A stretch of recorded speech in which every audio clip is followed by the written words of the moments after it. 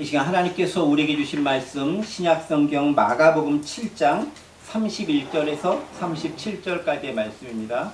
마가복음 7장 31에서 37절까지 저와 여러분 한 절씩 교독하시고 마지막 37절 한 목소리로 봉독합니다. 제가 31절 먼저 봉독합니다. 예수께서 다시 두로 지방에서 나와 시돈을 지나고 데가볼리 지방을 통과하여 갈릴리 호수에 이르시매 사람들이 귀에 먹고 말 걷는 자를 데리고 예수께 나와 안수하여 주시기를 간구하거늘. 예수께서 그 사람을 따로 데리고 무리를 떠나사 손가락을 그의 양 귀에 넣고 침을 뱉어 그의 혀에 손을 대시며 하늘을 물어 탄식하시며 그에게 이르시되 내가 다 하시니 이는 열리라는 뜻이라. 그의 귀가 열리고 혀가 맺힌 것이 곧 풀려 말이 분명하여졌더라. 예수께서 그들에게 경고하사 아무에게도 이르지 말라 하시되 경고하실수록 그들이 더욱 말을 들이셨다. 함께 봉독합니다. 사람들이 심히 놀라 이르되 그가 모든 것을 잘하였도다. 못 듣는 사람도 듣게 하고 말 못하는 사람도 말하게 한다 하니라. 아멘. 네. 계속해서 오늘 이방 지역을 거쳐서 갈릴리 근처 오셔서 또 다른 말을 잘 못하고 또 귀가 먹은 사람을 고치신 이야기를 통해서 우리 주신 은혜의 메시지 함께 생각해 보도록 하겠습니다. 지난 시간에 우리는 그 수로보니게 여인에 대한 믿음을 잠깐 살펴보았습니다.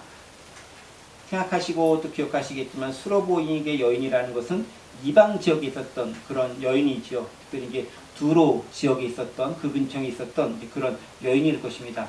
그럼에도 불구하고 그는 예수님께 믿음을 가지고 나아갔습니다. 그리고 치유와 회복을 얻었습니다. 그리고 나음을 얻었죠.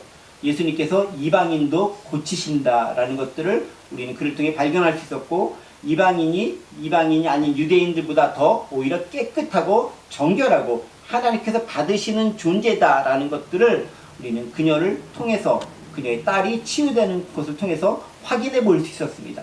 자, 그 사건이 지난 다음에 이제 예수님은 다시 또 갈릴리 지역으로 돌아오시려고 하고 있습니다. 그런데 오늘 31절 보세요. 그냥 바로 오시면 좋은데 약간 다른 길을 돌아가십니다. 31절 제가 한번 읽어볼게요. 예수께서 다시 두로 지방에서 나와 시돈을 지나서 데가볼리 지방을 통과하여 갈릴리 호수에 이르시매 라고 기록되어 있습니다. 여기 지도를 한번 띄워줘 보세요. 지도가 있죠? 네, 지도. 지금 예수님은 어디 있었냐면요. 지난 시간에 두로 이쪽 지역에 있었어요. 수로보니게 지역이 이쪽 지역이거든요.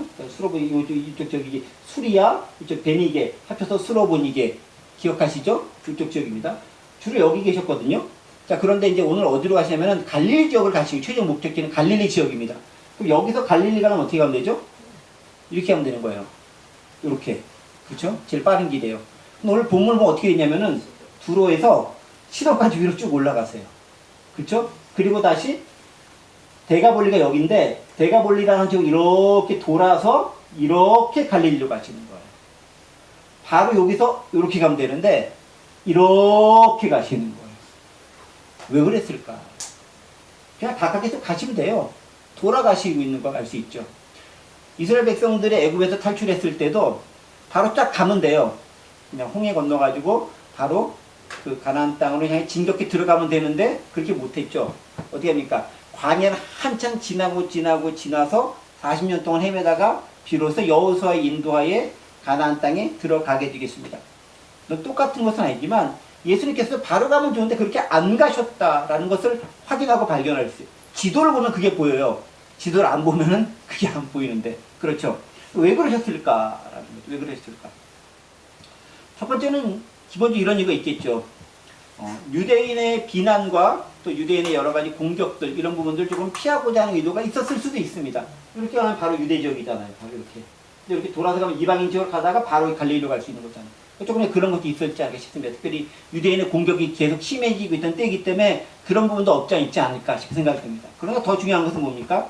이방인에게도 복음을 전하고자 하는 예수님의 실천적인 삶의 모습이 그의 발 가운데 드러나더라라는 겁니다. 복음 들고 전하는 자의 그 발이 아름답다 라고 선언했던 것처럼 여기는 예수님도 마찬가지인 거죠.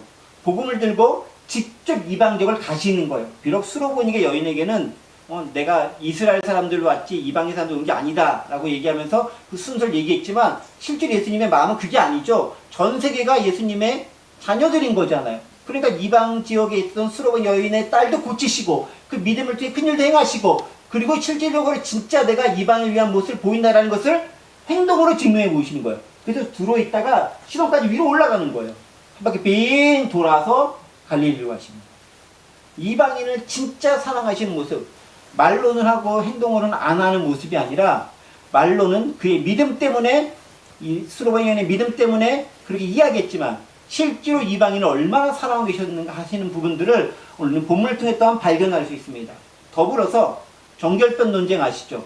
지난번에 계속 얘기했던 것처럼 유대인들이 깨끗하다고 하는 그 모습이 진짜 깨끗한 것이 아니라 이방인이지만 참답게 복음을 받아들이고 믿음으로 살아가는 그 사람이 진짜 깨끗하고 온전한 사람이다라는 것들을 다시 한번 오늘 본문에 있는 말씀을 통해서 확인시켜 준다는 것을 우리가 발견할 수 있습니다. 그렇다면 우리는 이런 생각을 가져야 되겠죠.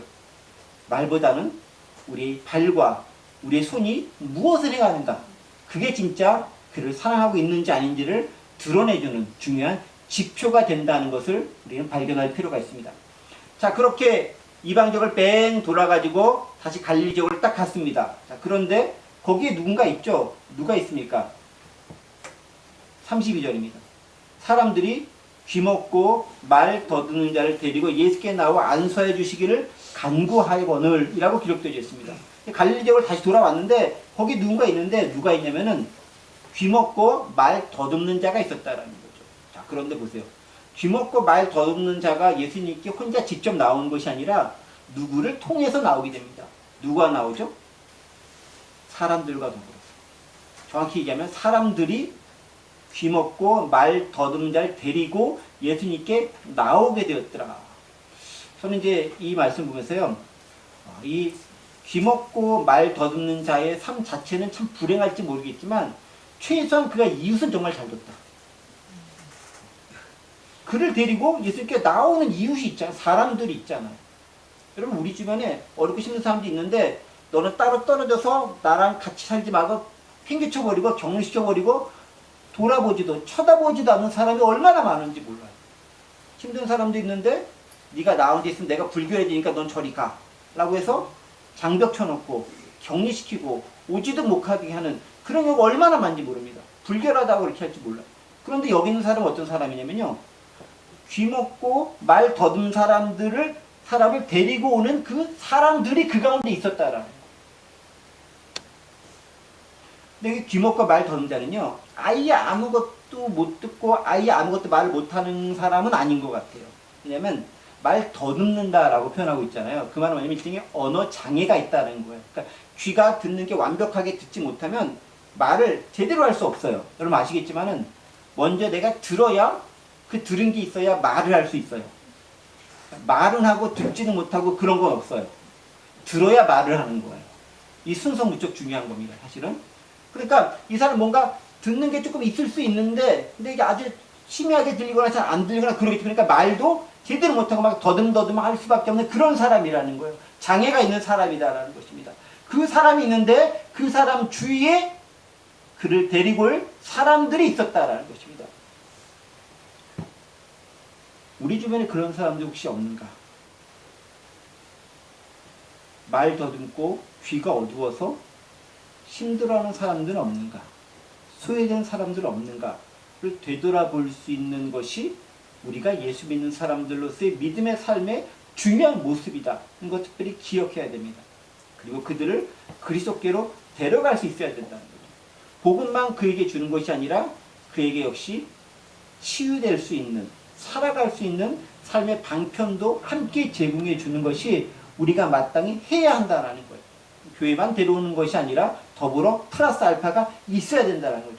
기독교의 책임이 그거죠. 어렵고 힘든 자, 소외된 자를 찾아가서 위로해 줄 수 있고 친구가 될 수 있는가? 그게 기독교인들에게, 예수 믿는 사람들에게 요구하는 중요한 덕목이다라는 거죠. 무척 쉽지 않은 거기래요. 자, 그런데 그럼에도 불구하고 바로 그 덕목이 무엇보다 중요하다고 얘기합니다. 그럼 야고보서 1장 27절 말씀에 기록하고 있습니다. 야고보는 이렇게 기록하죠. 하나님 아버지 앞에서 정결하고 더러움이 없는 경건은, 진짜 경건은 뭐냐면 고아 과부를 그 환난 중에 돌보고 또 자기를 지켜 세속에 물들지 아니하는 그것이니라. 그러니까 진짜 경건이 뭐냐? 예배생활, 주일생활 잘하는 것도 경건이겠지만 더 중요한 경건은 뭐냐면은 여기 있는 거죠. 고아와 과부를 그 환난 중에 돌아보는 게 진짜 경건의 모습이다라는 거예요. 그 모습에 결여된 경건은 진짜 경건이 아닌 말뿐인 경건, 가짜 경건일 혹은 경건으로 위장한 위선일 수 있다라고 우리에게 이해합니다. 그러니까 힘들고 어려운 사람들을 도와줄 수 있고 그들과 함께 할 수 있고 그들의 처지를 돌볼 수 있는 게 진짜 기독교인의 덕목이어야 된다는 것입니다. 그게 빠지면 아무리 그럴듯하게 말한다 할지라도 그거는 가짜일 수 있다는 거죠. 더불어서 우리 한 가지 더 생각해 볼 수 있죠. 우리 주변에 그런 사람이 있는가를 살펴볼 수도 있지만 역으로 혹시 내가 귀먹고 말 더듬는 사람은 아닌가 또 생각해 봐야 됩니다. 저는 귀도 잘 들리고 말도 유창하게 잘하고 어떤 사람들은 외국어도 아주 잘합니다 라고 고백할 수 있을지도 모르겠어요. 물론 그런 것들도 필요하겠죠. 근데 본문에서 얘기한 것은 꼭 그런 것뿐만이 아니죠. 어떤 거? 영적으로 내가 귀먹은 자가 아닌가, 영적으로 내가 말 더듬는 자 혹은 벙어리가 아닌가 생각해 볼 필요가 있습니다. 그 영적으로 내가 귀먹었다는 건 뭡니까? 영적으로 내가 하나님의 말씀을 하나도 못 듣고 있다면, 들어도 그것이 내 가운데 무엇인지 의미가 깨달아지지 않고 있다면 그게 귀먹은 거하고 뭐가 달라요? 들리는데 윙윙윙 소리만 하다가 나가버렸어. 내 안에 들어오는 게 없잖아요. 그럼 귀먹은 거하고 뭐가 다르겠냐는 거죠. 마찬가지죠. 복음을 전하는데 게으르지 않진 않았는가. 말 더듬는 자가 그거 얘기하는 거죠. 전해야 될 복음을 제대로 못 정하고 그렇게 살아가지는 않았는가라고 우리를 한 번 더 생각해 보게 만든다는 것입니다. 자, 그런데요. 이런 게 있어요.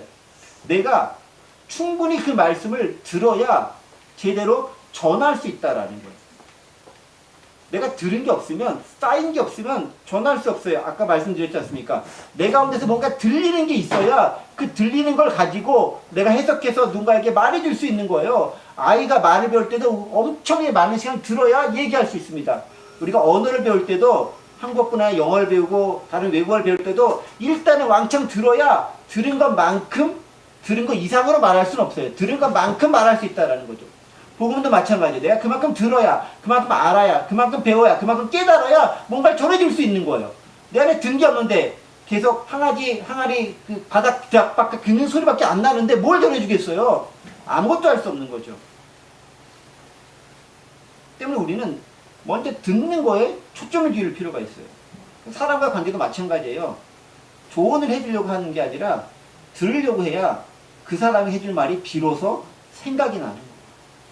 뭘 필요한지도 모르는데 무조건 말해준다? 오히려 역반응이 일어날 수 있죠. 그래서 예수님도 얘기하는 거죠. 먼저 듣고 그 다음에 말하고 전하는 거예요. 고치는 순서도 마찬가지입니다.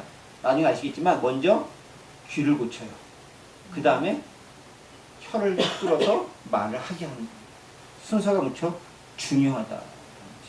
더불어서 우리는 이것도 기억해야 됩니다. 무엇에 귀그리고 무엇에 우리는 어두워야 하는가? 무엇에 감추고 무엇을 보아야 하는가? 또 생각해 봐야 되는 거예요. 여러분 그렇습니다. 뭘 기울여야 됩니까? 복음에 기울여야 되고요. 어렵고 힘든 사람들의 울부짖음에 귀 기울일 수 있어야 되는 거예요. 그리고 무엇에 닿아야 됩니까? 우리를 부르는 무상한 것들, 힘든 것들, 특별히 우리를 유혹하는 것들에 귀를 닫고 눈을 닫을 수 있어야 된다. 라는 부분을 기억할 필요가 있다는 것입니다. 자, 그런 사람이 있었는데 예수님께서 그를 치유하십니다. 자, 이제 치유하는 방법이 33절부터 기록되어 있어요. 보세요. 33절입니다. 예수께서 그 사람을 따로 데리고 무리를 떠나서 손가락을 그의 양귀에 놓고 침을 뱉어 그의 혀에 손을 대시며 라고 기록되어 있습니다. 어떻게 치유하십니까? 그 사람을 따로 데리고 나갑니다. 다른 사람이 다 보는데 치유할 수도 있어요. 본보기로 삼을 수 있어요. 근데 이 사람은 그렇게 하지 않고 있어요. 여러 가지 이유들이 있겠죠. 정확한 이유는 저도 알지 모르겠습니다만 어쨌든 그 사람을 따로 데려갑니다. 그런데 가장 큰 이유 중에 하나는 이걸 겁니다. 그 사람 자체에 대한 배려가 들어가요. 많은 사람들 앞에서 그 사람이 그렇게 치유되는 걸 보고 환호할 수도 있지만 또 그런 부끄러운 모습을 통해서 내 자신이 초라해지는 것을 방지할 수도 있는 거죠. 철저하게 그를 지키고 그 각 개인을 보호하고자 하는 예수님의 모습이 그 안에 숨겨져 있다는 거죠. 따로 데리고 들어간 다음에 어떻게 치유합니까? 손가락을 양귀에 놓고 침을 뱉고 그의 혀에 혀에 손을 대면서 그를 고치고 있습니다. 일반적으로 예수님께서 치유하는 방법 어떻게 치유하십니까? 가장 대표적인 방법, 말씀, 나라, 그럼 낫는 거예요. 뭐 하나님인데 뭐가 불가능합니까? 말씀으로 천지를 창조하신 분이 뭐가 불가능합니까? 낫게 할 수 있습니다. 바로 직전에 있었던 수로보니게 여인의 딸 어떻게 치유합니까? 말씀으로 치유했잖아요. 그 말씀 내 딸의 병이 나았다 하니까 가서 보니까 나아 있는 거잖아요. 말씀으로 충분히 합니다. 이 사람 말씀을 못했을까요? 할 수 있죠. 근데 말씀을 안 하시고 오늘은 좀 특별한 방법을 사용하십니다. 그 다음 또 어떻게 치유하냐면요. 주로 이제 손잡아 일으킨다거나 뭐 그런 방법으로 치유하기도 합니다. 그런데 오늘은 좀 되게 독특한 방법을 쓰는 거예요. 어떻게 합니까? 손가락으로 양주에 직접 넣고 또 어떻게 합니까? 손에 침을 뱉어가지고 그게 눈에 바르러서 눈이 뜨어질 수 있도록 만들어집니다. 왜 이런 방법을 택했을까요? 여러분 이게 물론 이런 방법이 그 당시 치료하는 의료 행위 중에 하나이기도 합니다. 일반적으로 이런 식으로 치료하기도 합니다. 그럼 더 중요한 게 있죠. 여러분 아까 말씀드렸듯이 말 더듬고 귀머거리 이 사람은 일종의 장애인이에요. 장애인은 구약시대나 신약시대 예수님시대까지만 해도 사람들에게 더러운 사람 또 병자들은 부정한 사람으로 취급받았던 인물입니다. 그 사람들이 같이 어울리려고 하지 않는 경우가 일반적이에요. 그러나 이 사람은 비교적 행복한 사람이라 자기를 데려올 친구들이라도 존재했었던 행복한 사람이긴 하지만 일반적으로는 뭐냐면은 사람들이 어울리지 않기 때문에 사람들과의 관계성, 즉 손을 잡고 친밀하게 느낄 수 있고 스킨십을 갖고 이것들이 기본적으로 불가능한 사람, 누구도 하려고 하지 않는 그런 사람이라는 거죠. 그 사람에게 예수님은 찾아가서 못합니까? 누구보다도 진한 스킨십을 보여줍니다. 직접 만지는 겁니다. 여러분 내가 심각한 병이 있고 장애가 있는데 누가 나를 그렇게 만져주는 모습이 얼마나 위로가 되는지 몰라요. 우리 어렸을 때 배가 아프면 진짜 그게 진짜인지 아닌지는 모르지만 엄마 손 약손하고 막 문지르잖아요. 엄마 손이 약을 발랐는지 안 발랐는지는 모르겠는데 나은 것 같은 느낌이 들고 실제로 낫기도 하잖아요. 왜 그래요? 그 사랑과 정성이 담긴 그 스킨십이 그로 하여금 심리적으로 또 정서적으로 육체적으로 회복하지 않은 놀라운 능력이 있다라는 거예요. 여기에 복음의 능력이 들어가는 거죠. 예수님의 기적적인 능력과 은혜가 첨가가 되는 거죠. 바로 그걸 통해서 그 사람을 진짜로 위로해주고 격려해주고 감싸주고 공감해주는 거예요. 그 모습이 예수님의 치유의 가운데 들어가 있다라는 거예요. 죄인 취급하는 사람들과 달리 예수님은 그를 만집니다. 그를 아주 소중하게 감싸주기도 합니다. 자세하게 세밀하게 하나하나 누르면서 만져줍니다. 그럼 바로 그런 모습들이 그 육신의 병뿐만 아니라 정서적인 부분까지도 치료하시는 거예요. 얼마나 감격적이겠어요. 누구도 나를 안 만지려고 하는데 예수님 오셔서 내 몸을 만져주십니다. 우리도요. 친근한 그 사람이 나를 만져줄 때 너무 기분이 좋잖아요. 애기들도요. 엄마가 이렇게 안아줄 때 가장 안정감을 느끼는 거잖아요. 예수님이 바로 그 모습을 그에게 실천하고 있는 것을 발견할 수 있습니다. 자, 그런데 어떻게 치유합니까? 그게 끝이 아니죠. 34절 35절 보십시오. 하늘을 우러러 탄식하며 그에게 이르시되 뭐라 얘기합니까? 에바다 하시는 열리라 라는 뜻입니다. 에바다는 아람어인데 에파타 열려라 라고 하는 이제 그런 아람어예요. 그리고 35절 그의 귀가 열리고 혀가 맺힌 것이 곧 풀려 말이 분명해졌더라 라고 기록하고 있습니다. 보세요. 치유하면 그 사람 개인에 대해서는 그런 식으로 치유하는 행위를 보입니다. 그 다음에 어떻게 합니까? 하늘을 우러러 탄식하면서 이르시되 에바다 라고 얘기합니다. 자, 그런데 우리가 이제 하나님께서 예수님께서 성찬식을 할 때 또 여러 가지 활동할 때 주로 하늘을 우러러 축사하시며 이르시되 라는 말은 들어봤는데 탄식하며 이르시라는 말은 별로 많이 안 들어보잖아요. 하늘으로 탄식하며 이르시되. 그래서 영어로도 보면 알겠지만 heaven and with a deep sigh라고 되어 있어요. 깊은 한숨과 더불어서 외치는 거죠. 열려라 라는 겁니다. 어떤 의미가 있겠어요? 예수님이 세상에 대해서 가지고 있는 답답한 마음이 그 안에 풀려지는 거죠. 더구나 이런 것도 있습니다. 예수님은 그 탄식과 더불어서 그 병자와 좀 공감하고 있는 거예요. 정서적인 일체감을 느끼고 있는 거예요. 함께 느끼면서 그의 답답함을 내가 고백하면서 그것들이 풀려나라는 거예요. 답답한 것, 그것을 탄식할 수밖에 없는 그 모든 것들이 열려버리라라는 거예요. 깨져버리라는 것이고 완전히 개방되라고 선언하고 있는 것을 발견했어요. 그랬더니 어떻게 합니까? 그의 귀가 열리고 혀가 맺힌 것이 곧 들려 말이 분명해졌더라. 세상에 대한 답답함과 병자의 마음의 그 답답함을 공감하는 그 마음의 표현으로서 예수님의 이 외침, 에바다라는 그 외침이 모든 막혔던 것, 모든 정체되었던 것을 일거에 뚫어버리는 놀라운 역사가 발생하고 있다는 것입니다.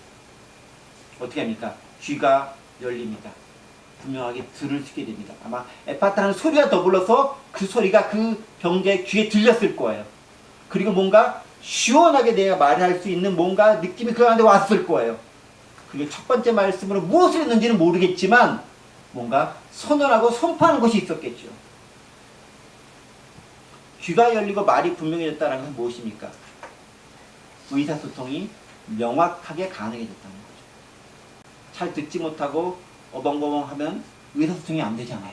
내가 느끼고 생각하는 거 말하지 못하고 전달하지 못하잖아요. 근데 이제는 내가 저 사람의 얘기가 정확히 들을 수 있고 내가 하고 싶은 것을 정확하게 말로 표현할 수 있어요. 의사소통이 명확하게 됐다라는 것입니다. 여러분 이 장면이 어떤 장면인지 아세요?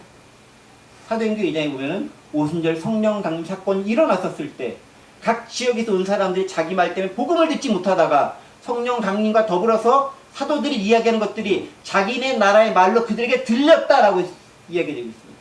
뭐죠? 소통이 되는 거예요. 막혔던 게 뚫리는 것, 그게 이때 일어나고 있는 것을 우리는 발견할 수 있습니다. 복음은 그겁니다. 뭐죠? 막힌 것을 뚫어내는 거예요. 정체된 것을 뚫어내는 거예요. 여러 가지 나눴던 것을 하나로 통일시키는 거예요. 그래서 소통하게 만들어져요. 그게 복음의 능력이고 치유의 능력이다라는 거죠.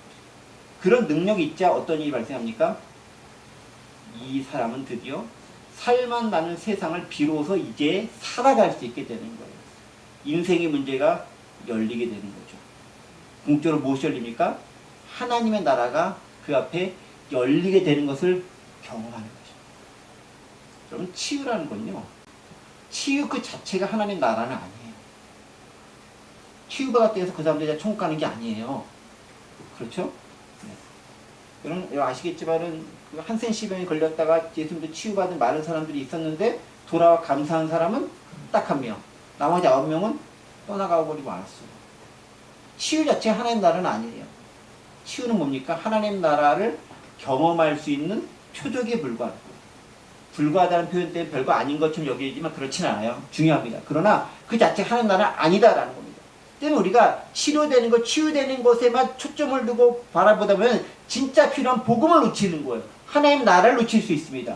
그러나 그거를 통해서 하나님의 나라를 발견할 수 있어야 되는 거죠. 하나님 나라는 묵혔던 것을 뚫리게 하고 닫혔던 것을 열리게 하고 병든 자를 치유하고 묶인 자를 자유케 하고 갇힌 자를 해방시킨다라는 것들을 우리는 발견할 수 있어야 되는 거죠.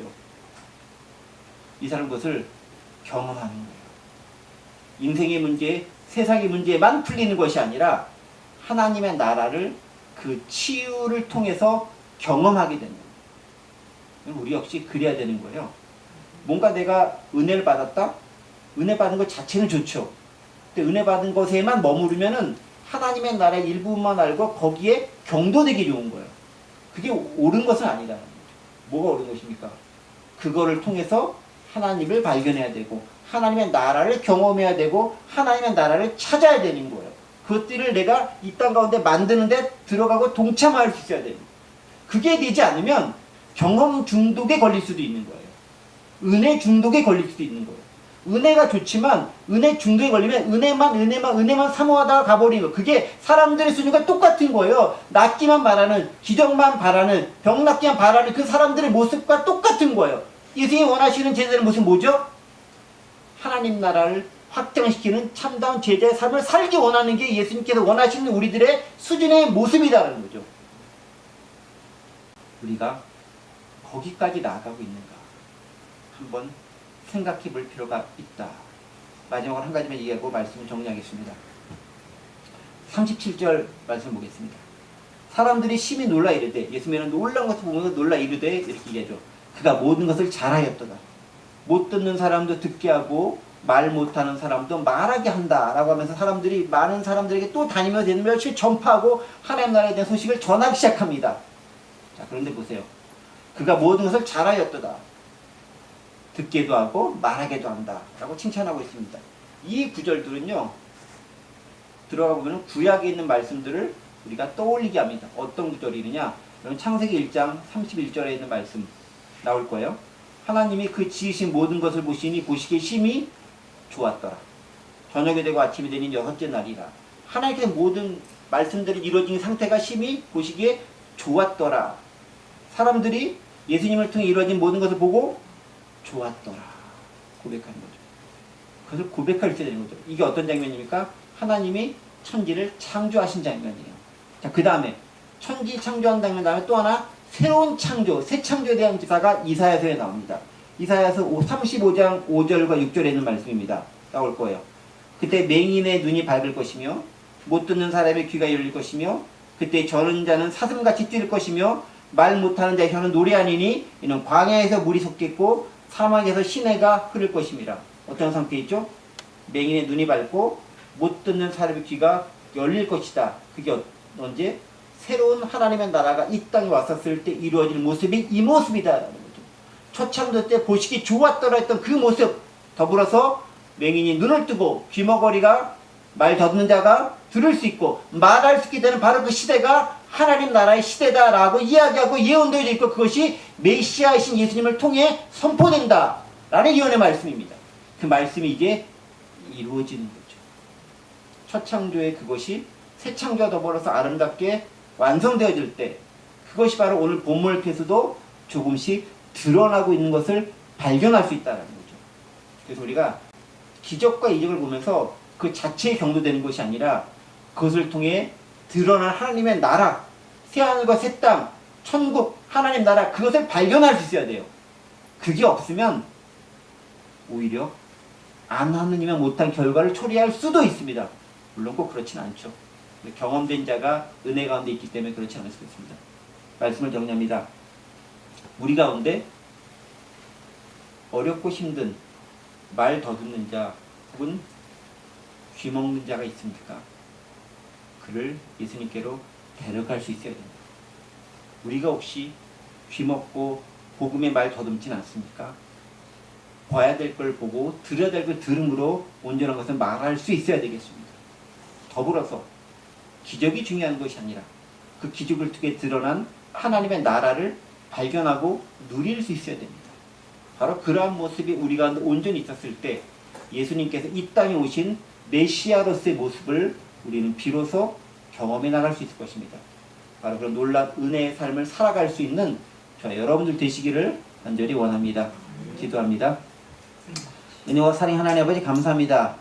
오늘 귀먹고 말 더듬는 자가 해방되어지고 자유로워지는 모습을 통해서 우리의 삶의 모습을 반추하고 돌이켜보게 하심을 감사드립니다.